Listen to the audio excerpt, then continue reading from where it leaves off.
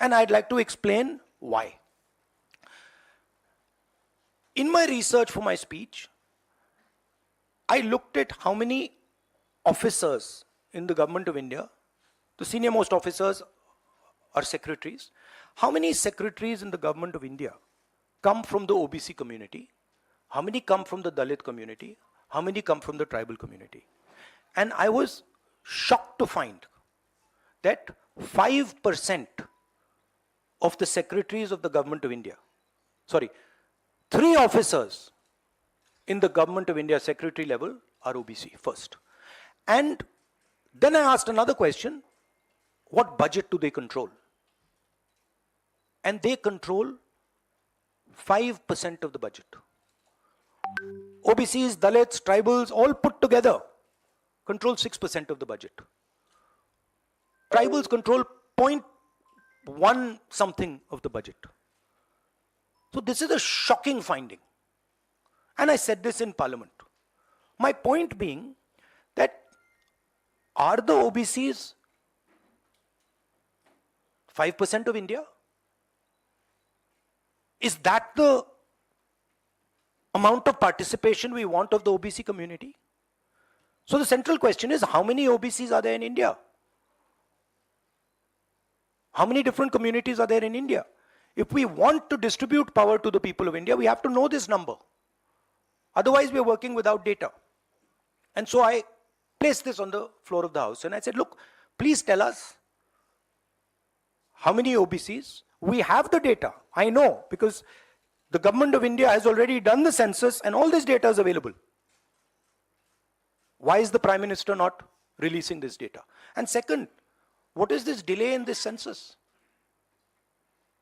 The caste census should be done now, and the last caste census data should be released at once. Now, what was the BJP's answer? Very interesting answer. That it doesn't matter how many OBCs are in the government of India. What matters is that we have MPs and MLAs who are OBC. No, that's not the point. Because you can ask any MP or any MLA how much they participate in lawmaking, how much they participate in how the money in India is spent, they will tell you there's no participation. So it is almost as if they keep placing these OBC MPs into the Vidhan Sabha from one side and taking away the real power of the OBCs from the other side. And as the Prime Minister keeps saying, he's an OBC leader, I want him to explain why only 3 OBCs are there in the government of India. And why the OBC community, which is the backbone of this country, is responsible for only 5% of the budget. They've not been able to answer this question. In fact, when I said it, I saw in their face the panic. Because this is the truth, this is what they're trying to distract India from. The fact that the large mass of Indian people do not have any power.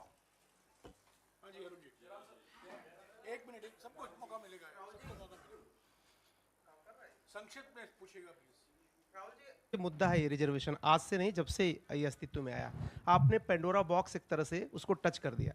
आप कल ये बात कह चुके अपनी speech में कि भाई ये 2 सरकार तो नहीं दे रही, सरकार ने तो पास करा दिया बिल। अब सवाल उठता है आपका, क्या आप आगे चल के सरकार में भी, जैसे सेक्रेटरीज हैं, सरकार में भी और महिला आरक्षण में भी ओबीसीज के लिए अलग से व्यवस्था करने वाले? देखिए, सिंपल बात, स्टेप बाय स्टेप करना है। आपको चोट लगती है तो एक्सरे होती है, पता लगाना पड़ता है कि स्ट्रक्चर में कमजोरी कहां है, हड्डी कहां टूटी। मैं सिर्फ एक बात कह रहा हूं, पहला कदम एक्सरे है कि हमें पहले कास्ट सेंसस के माध्यम से हिंदुस्तान का एक्सरे करना है कि भैया हैं कितने लोग, ओबीसी कितने हैं, अलग अलग कम्युनिटीज कितनी हैं, ट्राइबल्स कितने, ये पहले टेबल पे तो रखो। डिसीजन लेने से पहले अगर हम अपने सामने डेटा ही नहीं रखेंगे तो डिसीजन कैसे लेंगे? वो तो आपने बात की बात की, मगर पहले हमारे सामने डेटा रखो। डेटा रखोगे मैं आपका जवाब दे दूंगा, आज तो डेटा ही नहीं है। दूसरी बात, मैंने अपने भाषण में कहा कि आजादी की जो मूवमेंट थी वो एक शुरुआत थी. Distribution of power, transfer of power to the people of India, Hindustan के लोगों को पावर ट्रांसफर करने का पहला बड़ा कदम था. उसके बाद हमने और कदम लिए हैं. कास्ट सेंसस से जो डेटा निकलेगा वो हिंदुस्तान की जनता को और पावर ट्रांसफर करने का तरीका है. मैं कह रहा हूं कि हिंदुस्तान के जो ओबीसीज हैं, दलित्स हैं, ट्राइबल्स हैं, बाकी लोग हैं, महिलाएं हैं, उनको हमने ट्रांसफर ऑफ पावर करना है. उनके लिए हमें पावर ट्रांसफर करना है, उनके हाथों में पावर डालनी है. फाउंडेशन वो है. और कास्ट सेंसस की जरूरत है क्योंकि उसको समझे बिना हम ये कर ही नहीं सकते.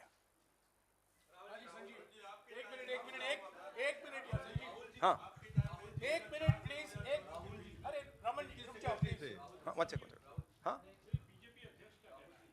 देखो, हमारे समय जितने भी थे सही रिप्रेजेंटेशन होना चाहिए. हमारे समय कम था, वो भी खराब है. इनके समय कम था, कम है, ये भी खराब है. हम चेंज चाहते हैं. ठीक है. मेरा कहना है कि जब मैंने ये आंकड़ा देखा मैं हिल गया. मैं बिलीव नहीं कर सकता था कि 90 सेक्रेटरीज में से 3 ओबीसी के हैं. मैं शॉक हो गया, मैं हैरान हो गया, ये क्या हो रहा है. और इसको बदलना है. हिंदुस्तान के जो आम जनता है, गरीब जनता है, उनको पावर देनी है. Rahul ji, you just said that you want that the power should be transferred to women and OBCs and other backwards. You know, this is a form of transferring power. The Prime Minister has said that this bill will lead to an era of women-led development. Do you feel that in the present form, this bill will be able to achieve this goal? Considering No, that it is yeah, not being implemented now. The problem is the implementation. So what they have said is, we are placing a bill on the floor of the House, but we will implement it 10 years from now. What does that mean? That's like the Prime Minister saying, you know, we are going to place a bill on OBC caste census in the floor of the House, and we are going to do it in 30 years. What does it mean? Means nothing. So we agree with the bill. Remove these 2 clauses and make it happen today. And don't insult the intelligence of India's women. Because India's women understand what you're doing.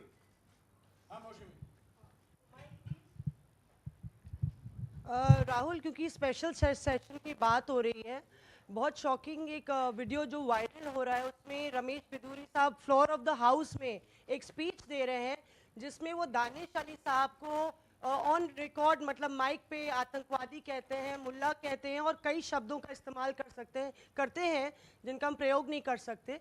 तो इस तरह का व्यवहार जब संसद के भीतर हो रहा है, किस तरह से आप इसको देखते हैं? देखिए, वो और पार्लियामेंट का इशू है, उसमें मैं ये स्पीकर की जिम्मेदारी है और ये पार्लियामेंट्री प्रोसेस चलता है. इस पे मैं यहाँ पे कमेंट नहीं कर सकता हूँ. बट मैं कंप्लीट नहीं हुआ. कंप्लीट नहीं हुआ. राहुल जी, आप बहुत महत्वपूर्ण सवाल उठा रहे हैं. एक तो देरी का, दूसरा ओबीसी के कोटे की मांग कर रहे हैं. सवाल यह है कि 2010 में जब यूपीए के समय में बिल आया था, तब अगर यही कोटा जो आज कांग्रेस मांग कर रही है अगर दे दिया होता तो ये कानून शायद 10 साल पहले बन जाता. तो ये जो आपसे सवाल पूछा जा रहा है कि आज आप कोटे की बात कर रहे हैं ओबीसी की, क्योंकि आप विपक्ष में हैं. जब सत्ता पक्ष में आप बिल लेकर आए थे उस समय ओबीसी कोटा क्यों नहीं था, और क्या इसका आपको रिग्रेट है, अफसोस है कि उस समय ओबीसी कोटा नहीं दिया कांग्रेस ने? 100% रिग्रेट है. 100% रिग्रेट है. वो उस टाइम कर देना था और इसको हम करके ही छोड़ेंगे. Rahul ji, Mr. Gandhi, what has changed since 2010 to now that you have shifted your stance on OBC subquota? We have not shifted our stance. You're maybe not well informed. We are the party. We carried out an entire census getting caste data. We didn't release it at the time. There was a discussion, internal discussion. We should have released it at the time, and it should be released now. There is no change in our view on this.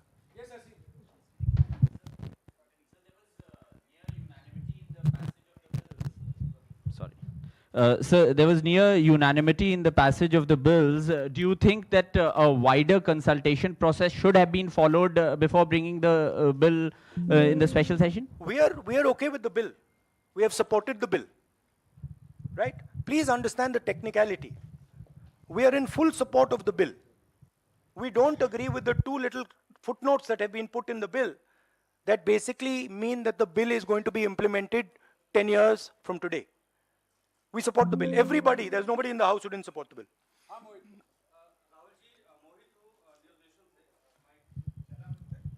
Rahul ji, मेरा सवाल ये है कि जब भी आप कोई issue उठाते हैं तो आप लोग खासतौर पे राहुल जी, आपके ऊपर, आपके परिवार के ऊपर और आपकी पुरानी सरकार के ऊपर पर्सनल अटैक किए जाते हैं, आप लोग के ऊपर अटैक किया जाता है। आपने ओबीसी का मुद्दा उठाया, आप लोगों के ऊपर अटैक किया गया और उसके बाद आप बेबाकी से आपने बोला भी कि मैं रिग्रेट करता हूं कि हमारी सरकार में इसको शामिल कर लिया जाता तो बेहतर होता। आखिर सरकार की क्या मंशा है? 6 महीने के बाद लोकसभा चुनाव है, 5 राज्यों में विधानसभा चुनाव है, सरकार की क्या मंशा है कि ऐसे वक्त में बिल लाया गया, पास करा लिया गया, डिलिमिटेशन और परसिमन की कोई बात नहीं हुई? नहीं, मुझे, जैसे मैंने कहा, मुझे लगता है कि ये एक डिस्ट्रैक्शन टैक्टिक है और 2 मुद्दों से बीजेपी घबराती है, डिस्ट्रैक्ट कराना चाहती है और ये रिलेटेड हैं। एक है अदानी जी, जो देश का पूरा धन अपने हाथों में कॉन्सेंट्रेट कर रहे हैं, और दूसरा कास्ट सेंसस। तो ये रिलेटेड चीजें हैं और इन दोनों बटन को जब मैं दबाता हूं, जैसे यूं दबाता हूं, बीजेपी एकदम जंप करती है। तो क्यों करती है?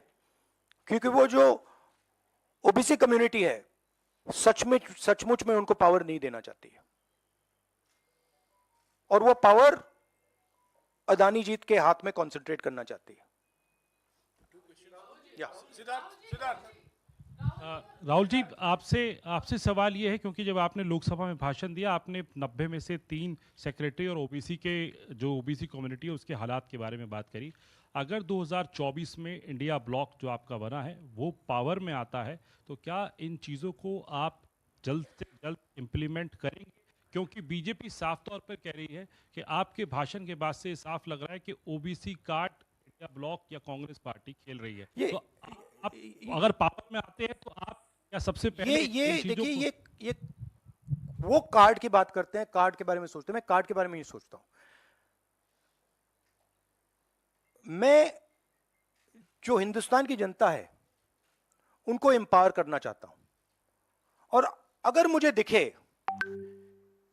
कि ओबीसी कम्युनिटी जो है, जो बहुत बड़ी कम्युनिटी है, किसी को नहीं मालूम कितने लोग हैं, बट लोग कहते हैं 50% तक हो सकते हैं। जब मुझे दिखता है कि एक कम्युनिटी है जिसमें हिंदुस्तान की 50% आबादी है और गवर्नमेंट ऑफ इंडिया के सेक्रेटरीज में 3 लोग हैं, 90 में से 3, और वो 5% बजट को कंट्रोल करते हैं, तो मुझे गुस्सा आता है, इरिटेशन होती है। इस देश में हो क्या रहा है? एक तरफ हम अदानी जी को देश के पूरे इंस्टीट्यूशंस पकड़ाने हैं, नरेंद्र मोदी जी, और दूसरी तरफ जो हिंदुस्तान की रीढ़ की हड्डी है, जो हिंदुस्तान को चलाते हैं, उनको हम हिंदुस्तान को चलाने में, सरकार को चलाने में कोई जगह नहीं देते हैं, दबा के निकाल देते हैं। तो इससे मुझे इरिटेशन हो रही है। और जैसे ही हमारी सरकार आएगी, हमने वहां पे कर्नाटक में कहा था कि जिस दिन आएगी उस दिन हमारी 5 गारंटीज लागू हो जाएंगी। यहां भी मैं कह रहा हूं, हमारी सरकार आएगी, कास्ट सेंसस होगा और देश को पता लगेगा कि हमारे ओबीसी भाई कितने हैं, दलित भाई कितने हैं, और उनको देश को चलाने में भागीदारी मिलेगी। ये मैं आपको कह रहा हूं। ये छोटी प्रोसेस नहीं होगी, एक दिन में नहीं होगा, मगर नियत समझिए।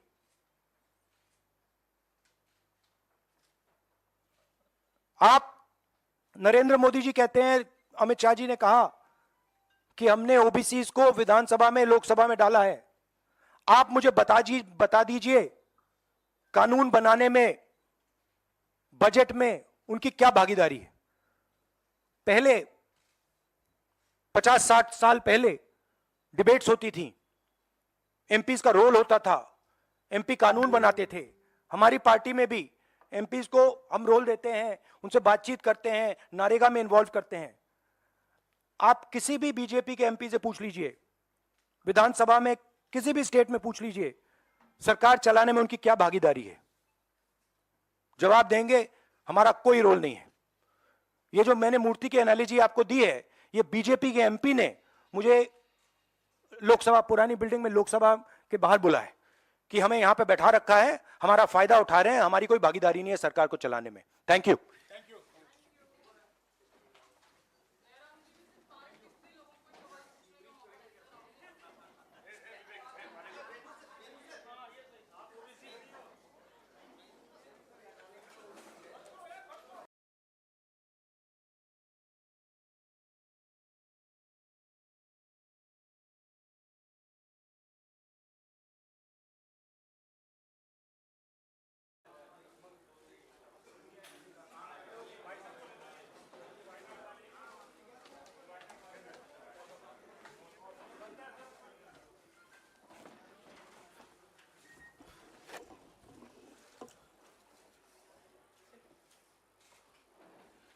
नमस्कार साथियों, पार्लियामेंट का विशेष सत्र अभी ख़त्म हुआ है और इस विशेष सत्र में जो मुद्दे आए हैं उस पर राहुल गांधी जी आपको संबोधित करेंगे, उसके बाद कुछ सवाल लेंगे। मैं आपसे गुजारिश करूंगा कि ये सवाल सिर्फ विशेष सत्र तक ही सीमित रखा जाए। राहुल गांधी जी। थैंक यू जयराम जी।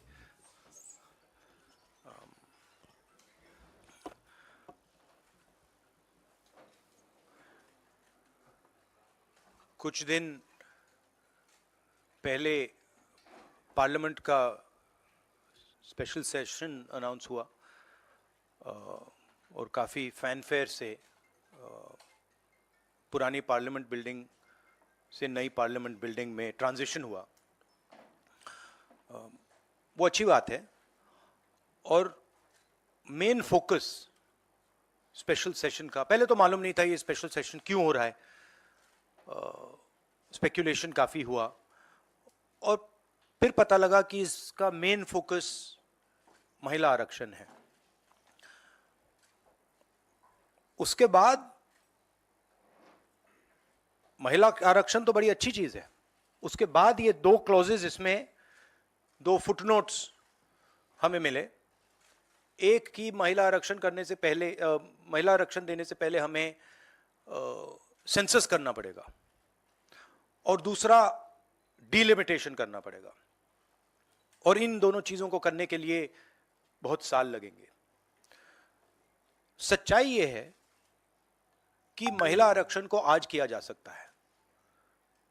33% आज जो सीट्स हैं लोकसभा में, विधानसभा में, वो महिलाओं को दी जा सकती हैं। कोई कॉम्प्लिकेटेड मामला नहीं है, मगर सरकार वो नहीं करना चाहती है।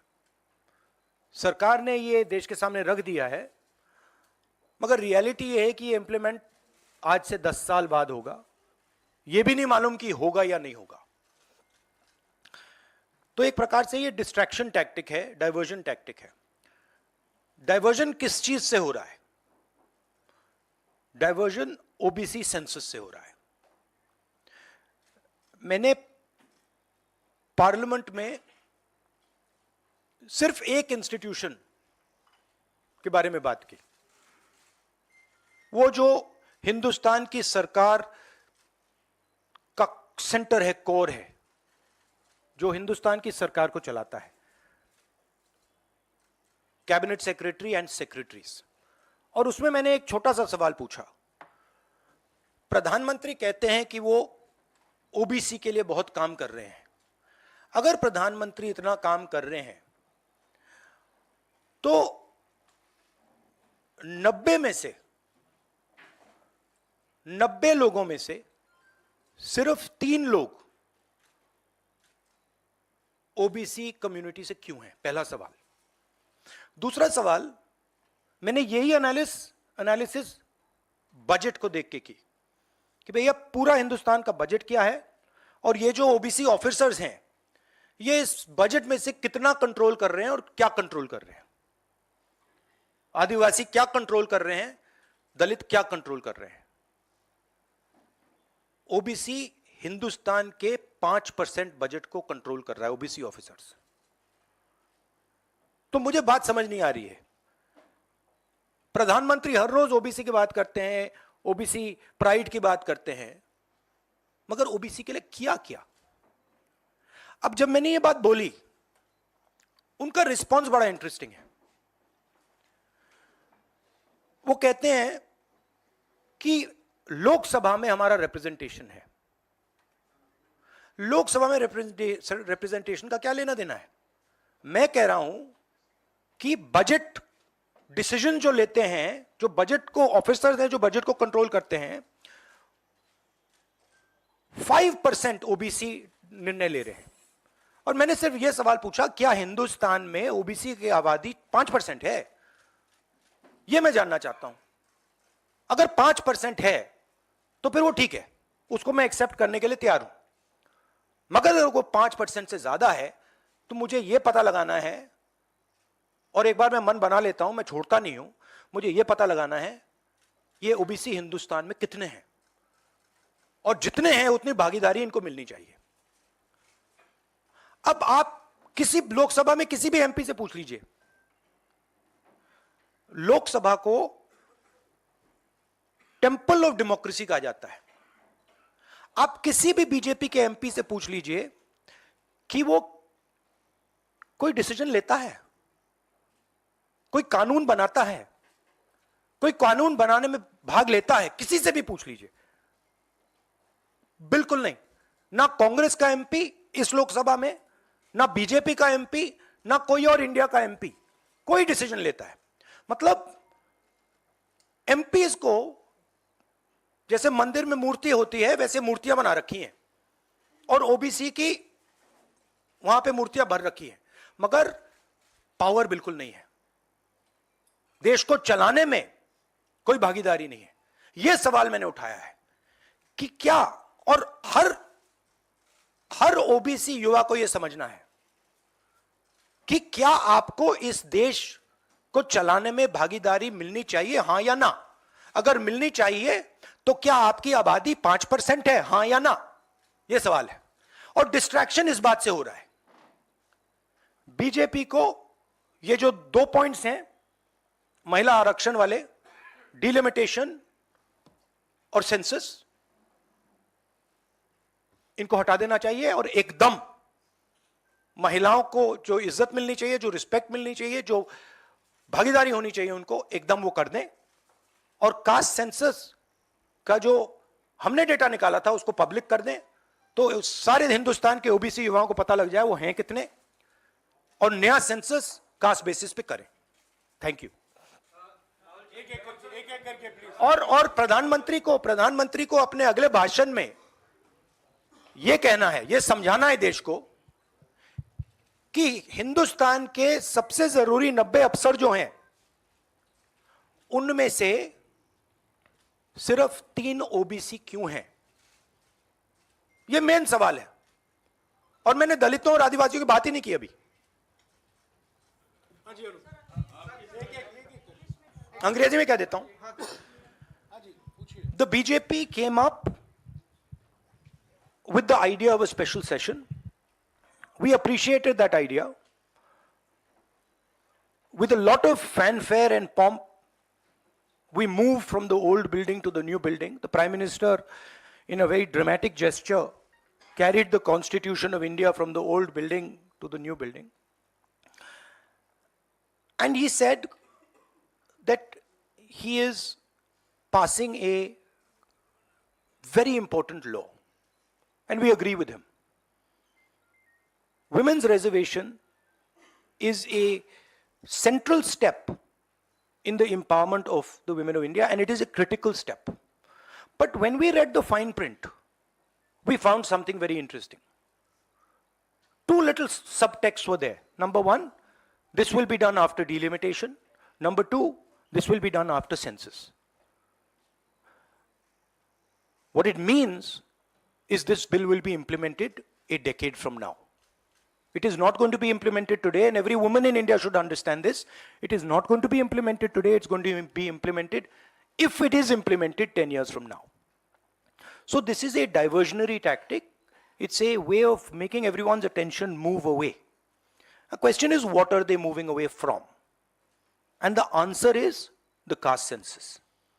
And I'd like to explain why. In my research for my speech, I looked at how many officers in the government of India, the senior most officers are secretaries. How many secretaries in the government of India come from the OBC community? How many come from the Dalit community? How many come from the tribal community? And I was shocked to find that 5% of the secretaries of the government of India, 3 officers in the government of India secretary level are OBC first. And then I asked another question, what budget do they control? And they control 5% of the budget. OBCs, Dalits, tribals, all put together control 6% of the budget. Tribals control 0.1 something of the budget. So this is a shocking finding. And I said this in Parliament. My point being that are the OBCs 5% of India? Is that the amount of participation we want of the OBC community? So the central question is, how many OBCs are there in India? How many different communities are there in India? If we want to distribute power to the people of India, we have to know this number. Otherwise, we are working without data. And so I placed this on the floor of the House and I said, look, please tell us how many OBCs. We have the data. I know, because the government of India has already done the census and all this data is available. Why is the Prime Minister not releasing this data? And second, what is this delay in this census? The caste census should be done now, and the last caste census data should be released at once. Now, what was the BJP's answer? Very interesting answer. That it doesn't matter how many OBCs are in the government of India. What matters is that we have MPs and MLAs who are OBC. No, that's not the point. Because you can ask any MP or any MLA how much they participate in lawmaking, how much they participate in how the money in India is spent, they will tell you there's no participation. So it is almost as if they keep placing these OBC MPs into the Vidhan Sabha from one side and taking away the real power of the OBCs from the other side. And as the Prime Minister keeps saying, he's an OBC leader, I want him to explain why only 3 OBCs are there in the government of India. And why the OBC community, which is the backbone of this country, is responsible for only 5% of the budget. They've not been able to answer this question. In fact, when I said it, I saw in their face the panic. Because this is the truth, this is what they're trying to distract India from. The fact that the large mass of Indian people do not have any power.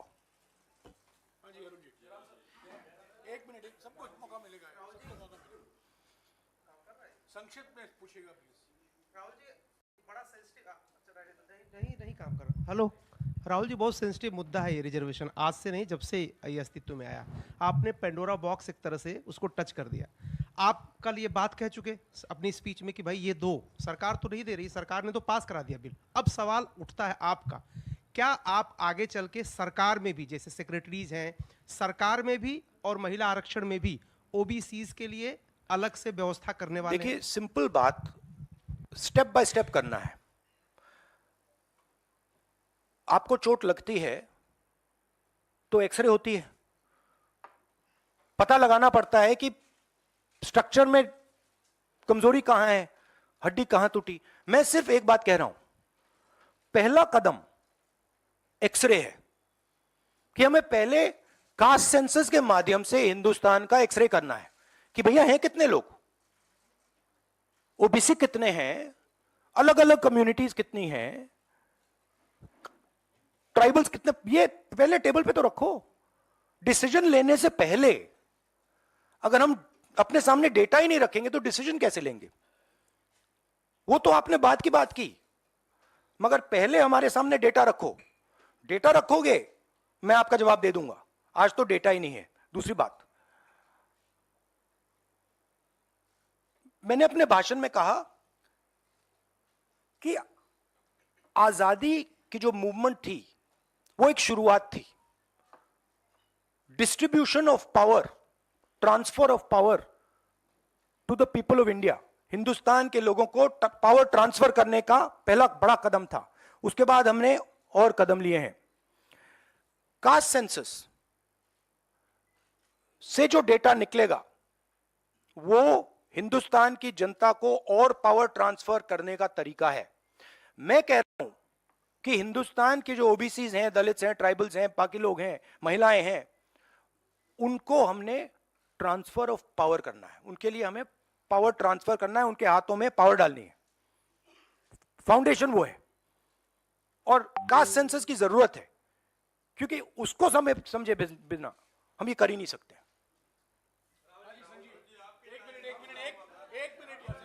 हाँ, एक minute please.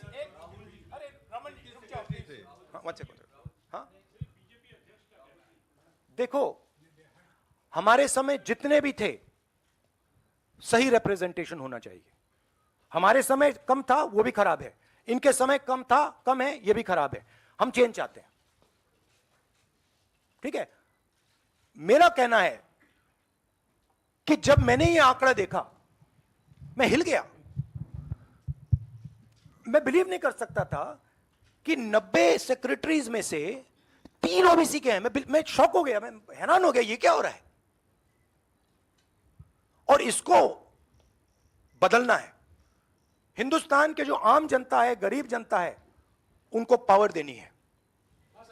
Rahul ji, you just said that you want that the power should be transferred to women and OBCs and other backwards. You know, this is a form of transferring power. The Prime Minister has said that this bill will lead to an era of women-led development. Do you feel that in the present form, this bill will be able to achieve this goal? Considering that it is Yeah, not being implemented now. The problem is the implementation. So what they have said is, we are placing a bill on the floor of the House, but we will implement it 10 years from now. What does that mean? That's like the Prime Minister saying, you know, we are going to place a bill on OBC caste census in the floor of the House, and we are going to do it in 30 years. What does it mean? Means nothing. So we agree with the bill. Remove these 2 clauses and make it happen today. And don't insult the intelligence of India's women, because India's women understand what you're doing.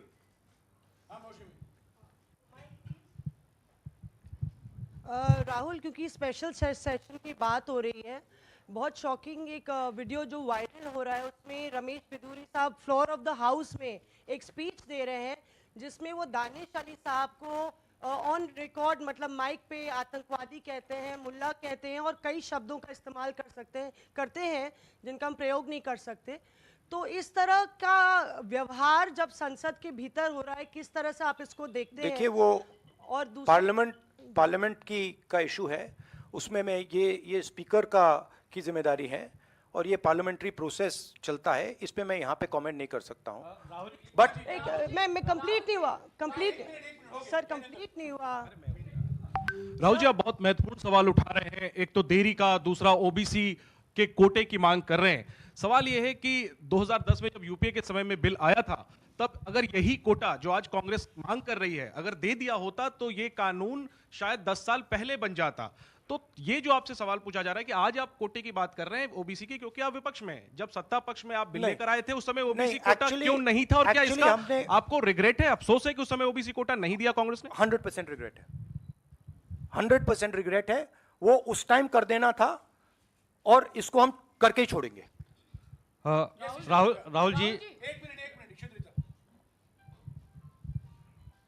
Mr. Gandhi, what has changed since 2010 to now that you have shifted your stance on OBC subquota? We have not shifted our stance. You're maybe not well informed. Our we are the party that did the caste census. We carried out an entire census getting caste data. We didn't release it at the time. There was a discussion, internal discussion. We should have released it at the time, and it should be released now. There is no change in our view on this.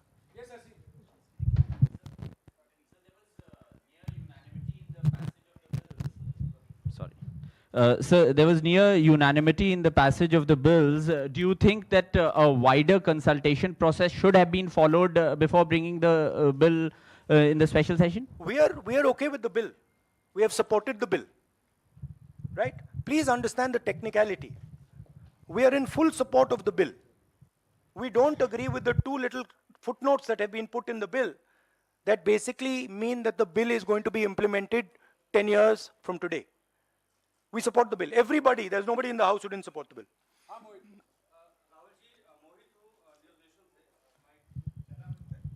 Rahul ji, मेरा सवाल ये है कि जब भी आप कोई issue उठाते हैं तो आप लोग खासतौर पे राहुल जी आपके ऊपर, आपके परिवार के ऊपर और आपकी पुरानी सरकार के ऊपर पर्सनल अटैक किए जाते हैं, आप लोगों के ऊपर अटैक किया जाता है। आपने ओबीसी का मुद्दा उठाया, आप लोगों के ऊपर अटैक किया गया और उसके बाद आप बेबाकी से आपने बोला भी कि मैं रिग्रेट करता हूं कि हमारी सरकार में इसको शामिल कर लिया जाता तो बेहतर होता। आखिर सरकार की क्या मंशा है? 6 महीने के बाद लोकसभा चुनाव है, 5 राज्यों में विधानसभा चुनाव है, सरकार की क्या मंशा है कि ऐसे वक्त में बिल लाया गया, पास करा लिया गया, डिलिमिटेशन और परसिमन की कोई बात नहीं हुई? नहीं, मुझे, जैसे मैंने कहा, मुझे लगता है कि ये एक डिस्ट्रैक्शन टैक्टिक है और 2 मुद्दों से बीजेपी घबराती है, डिस्ट्रैक्ट कराना चाहती है और ये रिलेटेड हैं। एक है अदानी जी, जो देश का पूरा धन अपने हाथों में कॉन्सेंट्रेट कर रहे हैं, और दूसरा कास्ट सेंसस।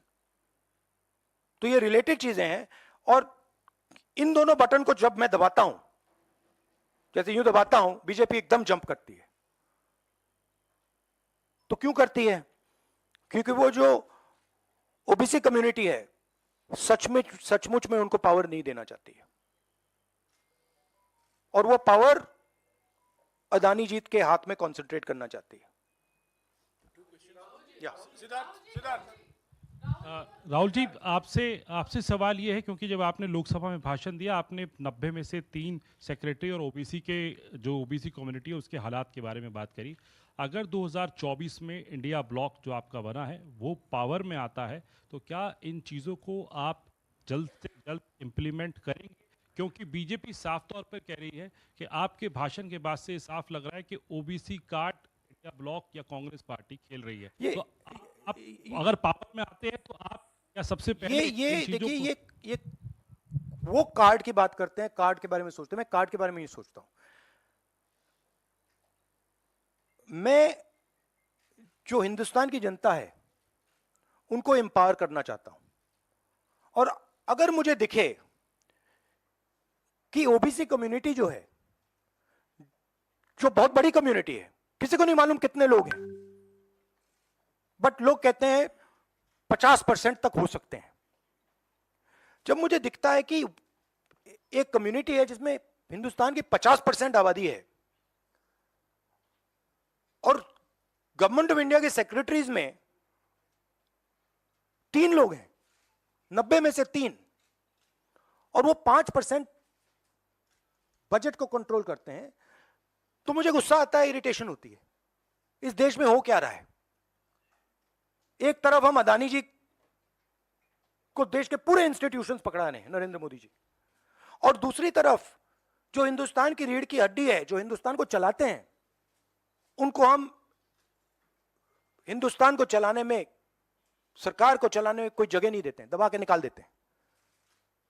तो इससे मुझे इरिटेशन हो रही है और जैसे ही हमारी सरकार आएगी, हमने वहां पे कर्नाटक में कहा था कि जिस दिन आएगी उस दिन हमारी 5 गारंटीज लागू हो जाएंगी। यहां भी मैं कह रहा हूं, हमारी सरकार आएगी, कास्ट सेंसस होगा और देश को पता लगेगा कि हमारे ओबीसी भाई कितने हैं, दलित भाई कितने हैं, और उनको देश को चलाने में भागीदारी मिलेगी। ये मैं आपको कह रहा हूं। ये छोटी प्रोसेस नहीं होगी, एक दिन में नहीं होगा, मगर नियत समझिए।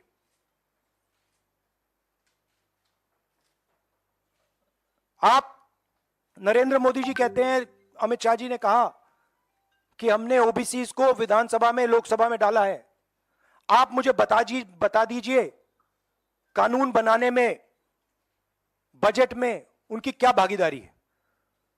पहले 50-60 साल पहले डिबेट्स होती थी, एमपीज का रोल होता था, एमपी कानून बनाते थे। हमारी पार्टी में भी एमपीज को हम रोल देते हैं, उनसे बातचीत करते हैं, नारेगा में इन्वॉल्व करते हैं। आप किसी भी बीजेपी के एमपी से पूछ लीजिए, विधानसभा में किसी भी स्टेट में पूछ लीजिए, सरकार चलाने में उनकी क्या भागीदारी है। जवाब देंगे हमारा कोई रोल नहीं है। ये जो मैंने मूर्ति की एनालॉजी आपको दी है,